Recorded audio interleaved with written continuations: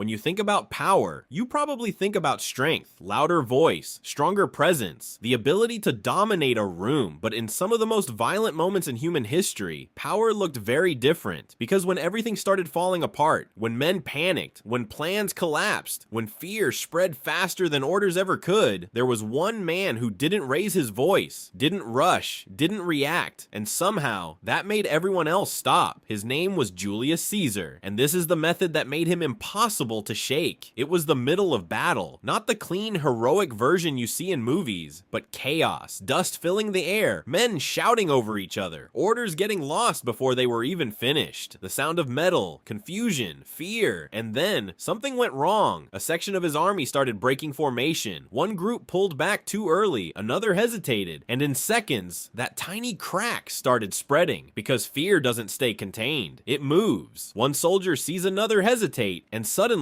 hesitation becomes permission. And before long, you don't have an army anymore. You have panic. This is the moment most leaders try to overpower the situation. They shout louder. They rush in. They try to force control back. But that almost always makes it worse, because panic feeds on panic. Intensity feeds on intensity. And when the leader looks shaken, everyone feels it. But Caesar didn't do that. He didn't match the chaos. He slowed down deliberately. While everything around him sped up, he became the one thing that didn't move with it. He rode forward, not aggressively, not urgently, calmly, and then he gave orders. Simple ones, clear, direct, unemotional, no long speeches, no panic in his voice, no attempt to fix everything, just one action at a time. And something strange started to happen. The soldiers closest to him stopped panicking, not because the situation changed, but because he didn't. They looked at him, and instead of seeing fear, they saw certainty, and certainty is contagious. The line stabilized, then the next group followed, then the next, until the same army that was seconds away from collapsing was steady again. That's the part most people miss. He didn't control the battlefield, he controlled himself, and that changed everything, because here's what Caesar understood that most people don't. In any chaotic situation, people aren't just reacting to the problem, they're reacting to each other. They're constantly scanning, is this bad? Should I be worried? Is this under control? And they answer those questions by looking at the calmest person in the room. That's the method. The calmest person becomes the reference point, not the loudest, not the smartest, not the most aggressive, the calmest. And you see this everywhere. In meetings, when something goes wrong and everyone starts talking over each other. In school, when pressure builds and people start second guessing. In real life, when emotions spike and nobody knows how to respond. Most people try to prove themselves in those moments. They talk more, move faster, react harder, but that just adds to the noise. The real shift happens when you do the opposite, when you slow down instead of speeding up, when you lower your voice instead of raising it, when you respond instead of reacting. Because the moment you stop feeding the chaos, you start controlling it, and it doesn't feel dramatic. There's no big speech, no cinematic moment, just a quiet shift. People start looking at you differently, they listen more closely, they settle, without even realizing why. Because you've become something rare.